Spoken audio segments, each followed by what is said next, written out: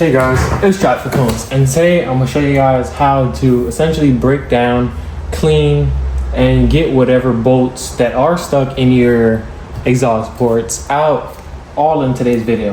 There's a lot of things that we're trying to get done. We are going to be lapping the valves. I tested these on this cylinder head. There's one intake valve that's a little bit leaky. What we're going to do is we're gonna lap that valve. All the other valves are pretty good, but if I'm gonna lap one, I'm gonna lap all. And it makes sense, especially since I'm doing a full head rebuild. Yeah, I've never done this before, but YouTube University helped me get this to the point. For what I'm using this Harbor Freight tool. It honestly works perfect with this little fitting, not a fitting, but it's like you can put you can put a 1/4 inch socket to fit directly in it. What I'm using is pretty much just a Torx bit. I believe this is a Torx bit, but it's like a hex bit. I'm just sticking this in here and then cranking it when I do get stuck. But for the most part, I'm just turning it by hand. What I am using though is a 8mm to remove the rockers. And as you can see, I already did one. Got this fully bared out. I'm numbering these. So Ilkins, if you do forget, you could just come back to the video. There's one with a sticker that says 1 through 8, and there's another one that has a ground bolt to it on one of the sides. That's the one with the higher numbers, just in case you do forget. But I am sorting these very well, and I pretty much, if you remember what this table looked like, I cleaned this table up pretty good, especially since I got all of the pistons, rods. Essentially, I got the entire motor built right now. It's a full short block. I'm waiting for the cam. The cam comes with the springs, so I'm basically killing two birds with one stone. But we are having a minor change in plans with how we're proceeding with the build. So if you guys don't know, I'm going to go turbo. I'm going twin turbos on this build. It may be a bit excessive, especially for someone with my driving skill. But the thing is, I kind of want to build a car outright. I'm gonna work and build at the same time, so I can get inside pretty quick. I got a little bit of work to do, but the idea is that I feel like I'll get used to the power, and I feel like it'll also be good for marketing purposes with the brand. What's the best example of vehicle to build than my car? But yeah, so I'll be getting a twin turbo kit from AGP. Essentially, it's not a full twin turbo kit. What I'll be using is pretty much the intercooler, which is very important, obviously. But I'll be using the intercooler, and I'll be using I wouldn't say it's down pipes. Essentially, with the bottom mount twin turbo kit, it's something that mounts to the bottom of the stock header. So what I pretty much have to do is take another trip to the junkyard, or see if I can just pick up junkyard headers this weekend after I get paid. But yeah, I'm trying to see if I gotta get some stock headers to stick back. I didn't have stock headers when I first got the block. Those didn't come on it. But if I can find those, essentially all LS headers, stock headers wise, are all the same. So essentially the kit calls for a stock 2015 Camaro, 2010 to 2015 Camaro stock header, and the turbo bolts directly onto, like, there's like this little metal piping kit that they have, and I'm gonna purchase that, get that ceramic coated. I'm gonna get that ceramic coated, or I might just heat do it myself with ceramic coat. It's pretty much just a spray. You get that treated, let that sit for a bit. But yeah, that is what I'm getting next. And because I ain't gonna lie, I kind of want to build this car all at once and just showcase my skills that, because and the only thing that I'm gonna end up having to build is the piping. To me, the piping doesn't seem too much. I've never welded before, so I'm gonna have to get a welder, and I'm gonna have to custom fabricate just the piping for the turbo kit. But that's something that I'm willing to take on. I've got many ideas of how I want to do everything, so I can make it very clean. Honestly, like, this car probably is gonna get the most love possible. but I'm gonna keep it looking like a V6 for a while. Honestly, if I get this twin turbo kit, that takes out the budget for me getting new fenders, new front bumper. So I basically will be rocking V6 bumper for quite a while, I'm not gonna lie to you. So I'm not gonna get no more cosmetic mods. The fender is gonna stay fucked for a while. I really need everyone thinking that this is the V6 while it's parked, but they're gonna be like subtle accents. Like the car is gonna be a bit lowered. The car is gonna be a bit lowered. The front grille is gonna stay exactly the way it is, because I'm honestly happy with the way it looks. It's not finished, but only thing I might change is just the headlights, to make the headlights appear just white, so it matches the LED side markers. But the only way you would know this car is twin turbo, especially with bottom mounts, because a lot of people aren't expecting a V6 looking Camaro,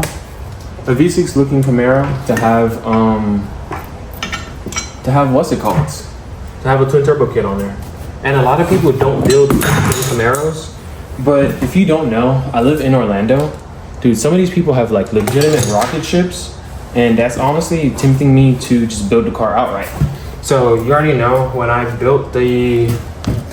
assembled, let me do it this way. When I assembled the short block, remember I was adding ring gap? So I was like, oh, let me just add some ring gap right now to where I don't have to come back in this motor after I assemble it, because I know I'm gonna change my mind, knowing me, because like the car was gonna be nitrous, and like it was a very, very good idea. You know, you spray 100 shot here and there, but the thing is that I also started to look at was like consistent costs, because my thing is like I would want to make this car all-purpose car, and with it being like an all-purpose car, you kind of wanted to do a bunch of things at once. And like the idea is that if I make it a nitrous car, like I've seen a couple of nitrous backfires and explosions, and it kind of scared me a bit.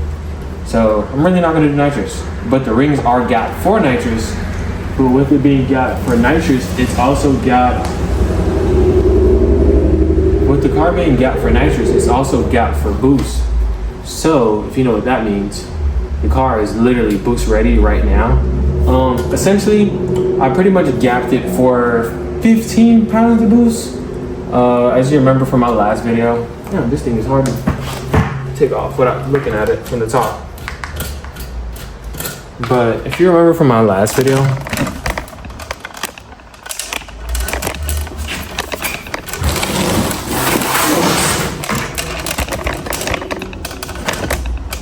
as I was saying, if you remember from my last video, like I was like, oh yeah, let me just gap it for X amount of boost and X amount of nitrous, and pretty much I got up to like what, 15 pounds approximately. I'm gonna see how much boost I can run with my amount of ring gap. Essentially I got 0.26 top, 0.28 bottom.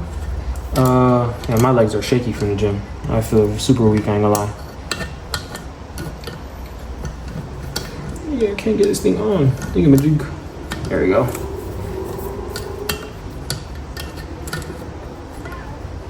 No, but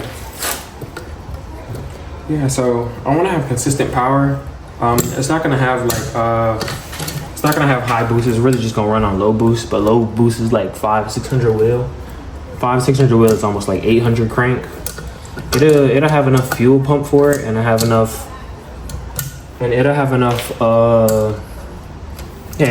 fuel and everything, because I'm getting ID 1000 injectors.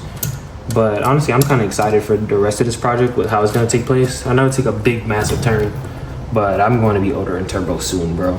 I'm going to. Just because, like, I want to do this one time. And I feel like I'm going to have this car for the rest of my life. Like, I genuinely am. God forbid something happens to it. But yeah, I just want to make this fast, do it one time and be done. And like really, if I want to show like traffic cones performance, like for what we can do, I feel like I just got to do it, you know, take that big risk of,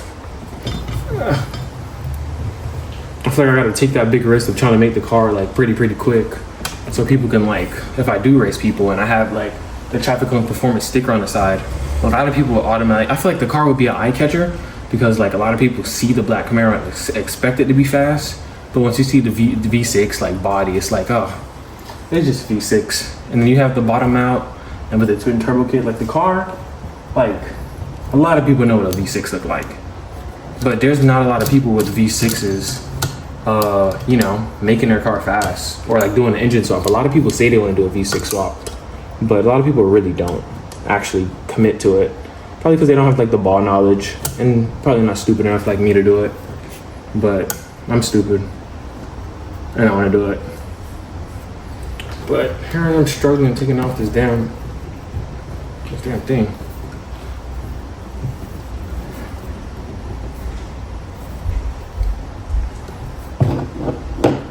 But yeah, that's my little 2-cent rant. That's my little 2-cent rant of where this build is going. But the thing is, yeah, so the car's getting upgraded springs and valves. Not upgraded springs and valves, upgraded springs.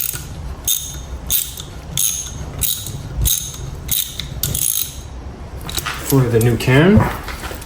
So we gotta make sure we have, and I'm doing a rebuild, so it's kind of comes with the kit. Let me get one. There we go. And one thing that I do recommend is you save these. I flew one across the garage unknowingly, but thank God I have 2 heads. I have this one that I bought, and I do have the original head, so I'm gonna just pull one of those from off of it, or go to the store and grab a head. But this is what it looks like when it comes off, and then just remove it. But tell me, guys, like, I think Terry Anthony is his name, but honestly, the car is gonna be, I'm telling you, like, the car is gonna be insane. Like, I'm not the type of person to sell dreams. I know I said when the motor come in, a lot of people won't believe a V6 owner until someone actually does it, and I'm that person who does it, man. Trust. But yeah, I'm very, very excited for what's going to come. And then pretty much you try not to hit the valve when you're removing these. So I'm gonna come up just a bit, expand this just a bit.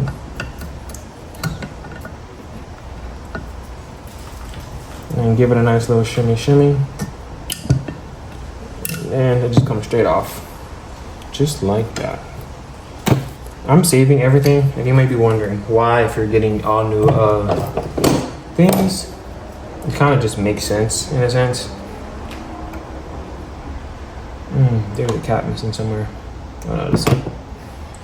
It sits right in there. Put 1 and put 2. There we go. But yeah.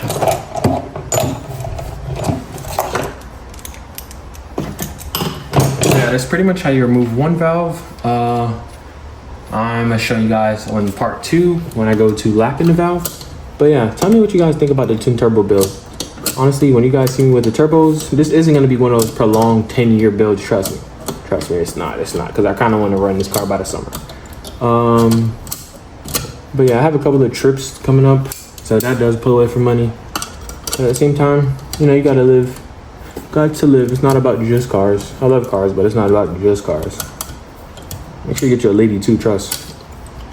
But yeah, I'm gonna send to the part when it's done. All right, so we are continuing on cleaning up the valves.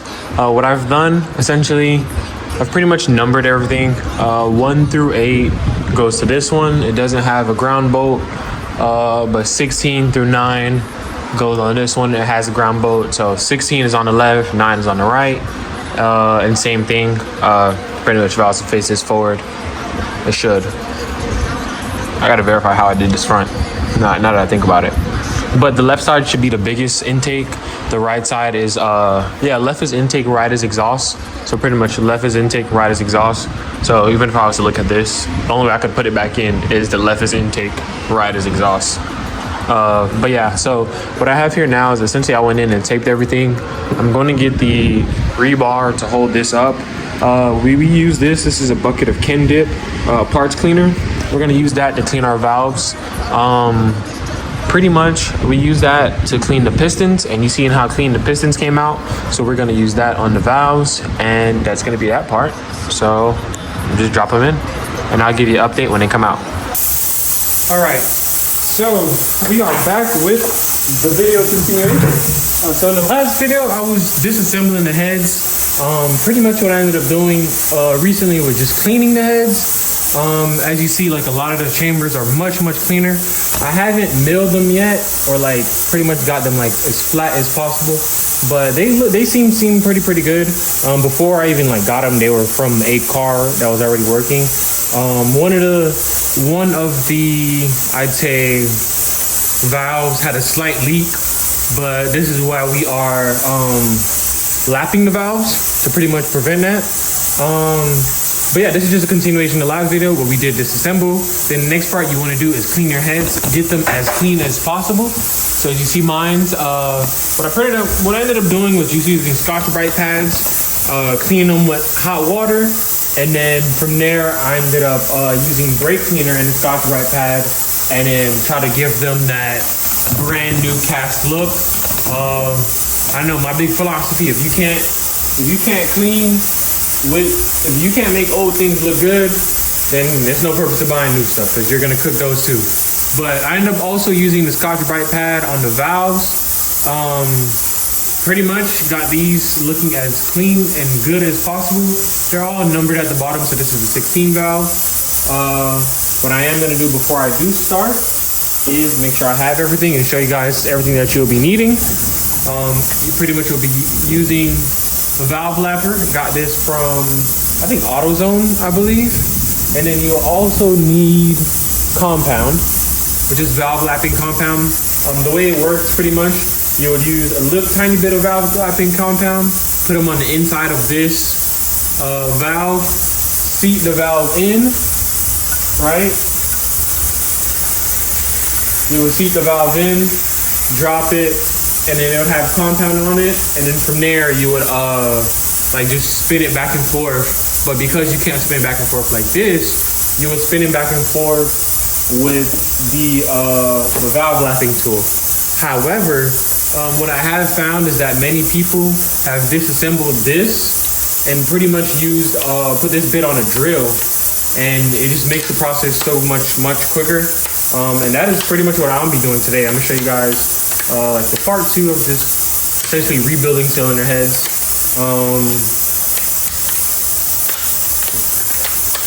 There we go.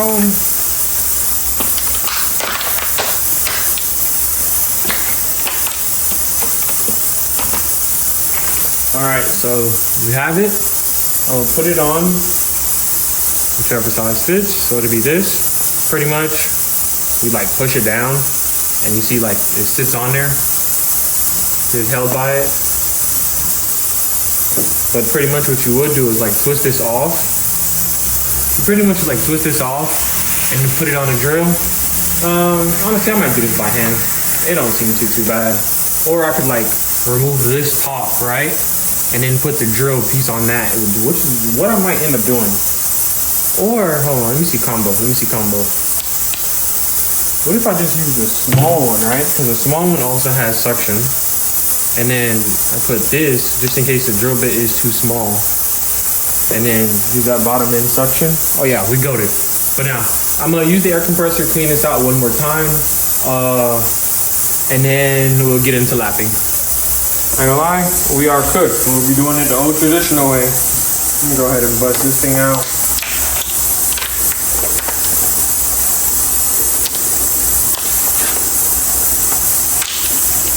Alright, so now that we've popped out the valve lap, alright. Jesus, man, these things have like 10-step verification processes, man. Jesus Christ. Alright, let me grab this little piece. Perfect. Alright, back.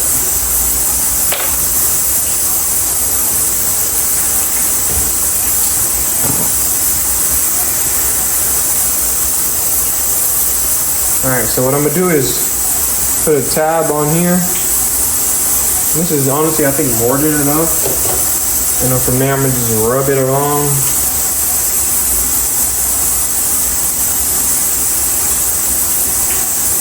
Yeah.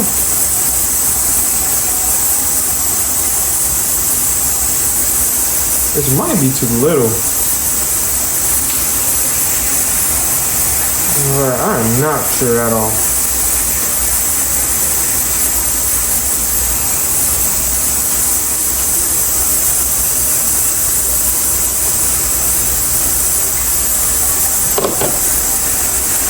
I went ahead and got another one.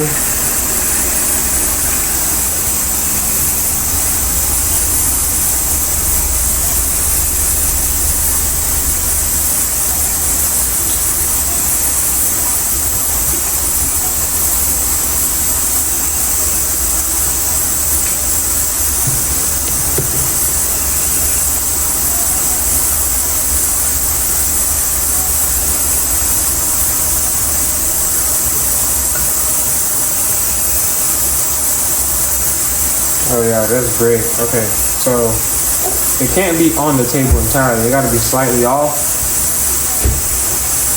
which kind of is sketch. What we're gonna do now, slide this over a bit.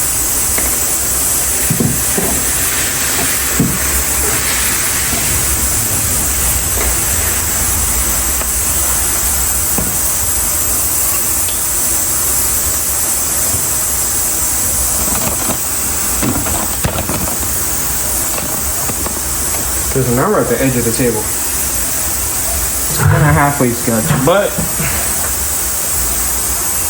all good, all good. All right, so what we're gonna do, take this, punch it on, and pretty much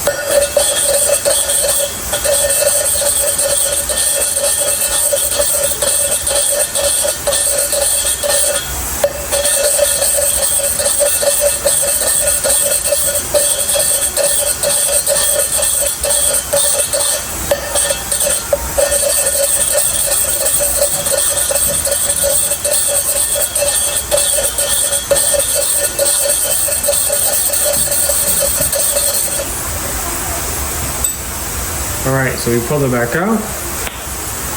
Honestly, I don't know what I'm supposed to expect, what I'm supposed to see. No, I kind of got an idea of what I'm supposed to see. I don't know what to expect. I'm not gonna lie to you.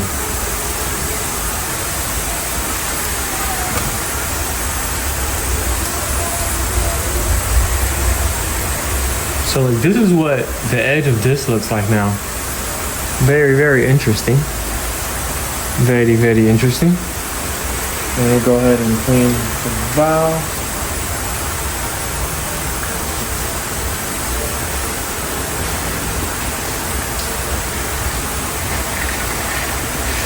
Let me see the instructions.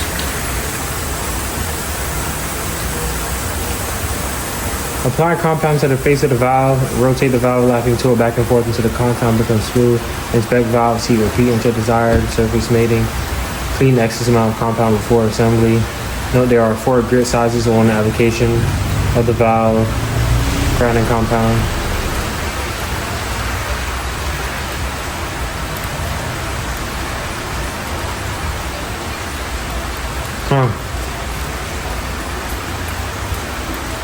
I ain't gonna lie, I really don't know what I'm expecting. But I'm gonna just proceed, I guess.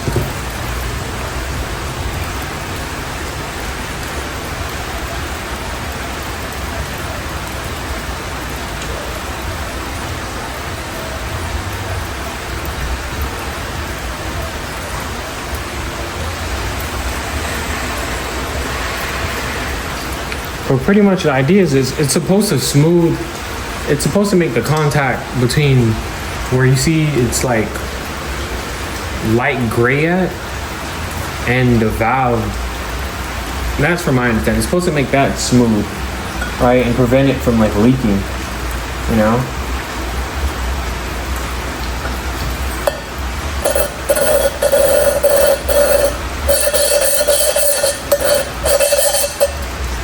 I can see why people use the drill. Now it makes sense. Not gonna lie, hold on.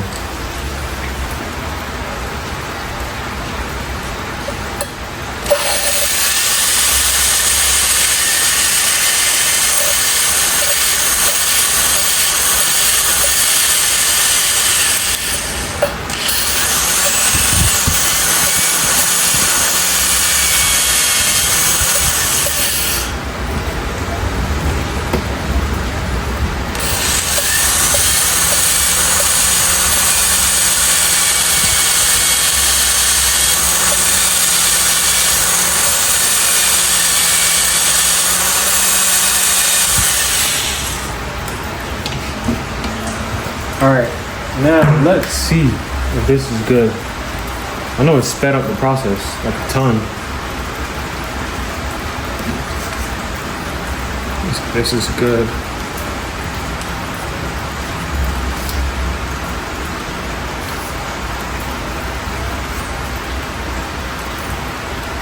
I ain't gonna lie to you, on God, I don't know what I'm supposed to see.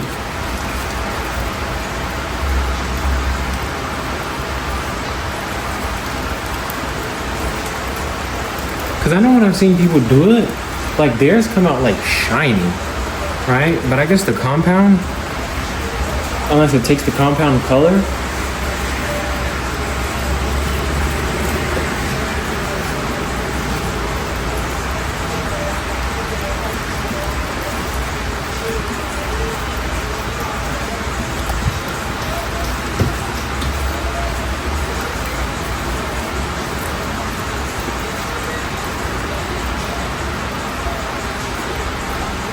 All right, so I'm gonna show you guys what a valve lap looks like.